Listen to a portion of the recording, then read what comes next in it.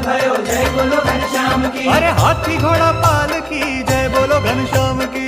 हाथी घोड़ा पालकी जय बोलो घनश्याम की। छपैया में शोर भयो जय बोलो घनश्याम की।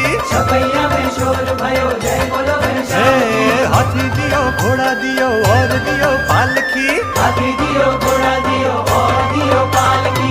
जय बोलो घनश्याम की जय बोलो घनश्याम की जय बोलो।